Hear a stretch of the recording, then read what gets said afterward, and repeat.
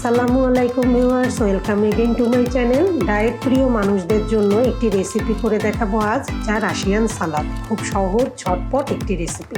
প্রথমে ছোট সাইজের একটি ক্যাসারোল বসিয়ে তাতে পরিমাণ মতো লবণ দিয়ে আমি 1 কাপ পরিমাণ আলু সিদ্ধ করে নিলাম। আলুগুলোকে দেখুন ভিউয়ার্স, কিউব করে কেটে নিয়েছি। আর আলু সিদ্ধ হতে একটু টাইম বেশি লাগবে, আমরা সবাই জানি, তাই প্রথমে দিয়ে দিলাম আলু।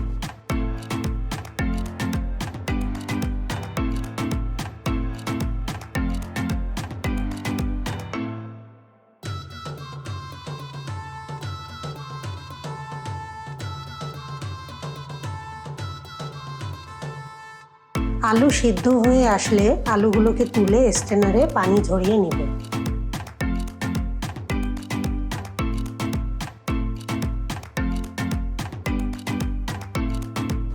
পর্যায়ক্রমে আমি গাজর দিয়ে দিচ্ছি 1/2 কাপ পরিমাণের। আপনাদের যার যেমন পরিমাণ প্রয়োজন সেইভাবে নিয়ে নিলেই হবে। গাজরকে সিদ্ধ করার জন্য একটু ঢাকনা দিয়ে দিলাম। সবজিগুলোকে কিন্তু হালুয়া টাইপ হলে চলবে না, ক্রাঞ্চি ক্রাঞ্চি থাকতে হবে, এই জন্য দেখে বুঝে এটা নিয়ে নিতে হবে। গাজরের সঙ্গে 1/4 কাপ আমি ক্যাপসিকাম দিয়ে দিলাম। ক্যাপসিকাম শুধু দিবেন আর তুলবেন, একইভাবে এগুলোকে তুলে স্ট্রেনারে দিতে হবে পানি ঝরানোর জন্য।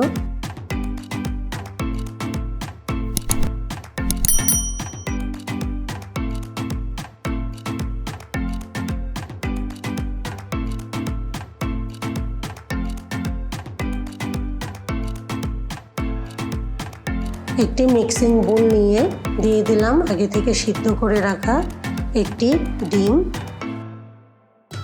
1/3 কাপ বা পরিমাণ মতো টমেটো, দিচ্ছি 10 থেকে 12টি খেজুর, দিচ্ছি কিছু কিশমিশ, 1 চা চামচ পরিমাণ গোলমরিচের গুঁড়া, 2 টেবিল স্পুন পরিমাণ মেয়োনিজ,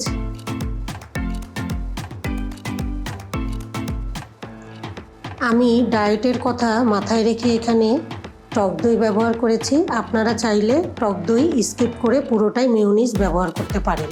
টক দই নিয়েছি 1/3 কাপ পরিমাণ। নিচ্ছি 2 চা চামচ মধু। এবার মাখিয়ে নিলেই হয়ে গেল আমাদের রাশিয়ান সালাদ। যদিও বা আমি ডায়েট প্রিয় মানুষদের উদ্দেশ্যে বলেছি, তা কিন্তু নয়। সবাই আমরা এরকম স্বাস্থ্যকর খাবার বানিয়ে খেতেই পারি।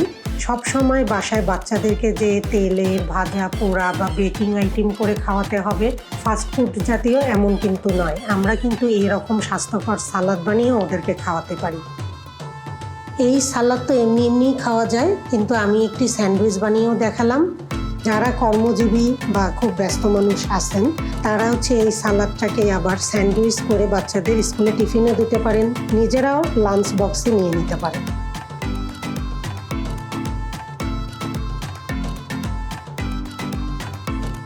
ভিউয়ার্স, আমার রান্নার ভিডিওগুলি ভালো লেগে থাকলে আমার চ্যানেলকে সাবস্ক্রাইব করতে ভুলবেন না।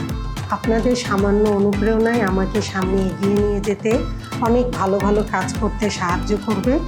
অনেক সুন্দর সুন্দর ভালো ভালো রেসিপি নিয়ে হাজির হব আমি। আজ এখানেই বিদায়। আল্লাহ হাফেজ।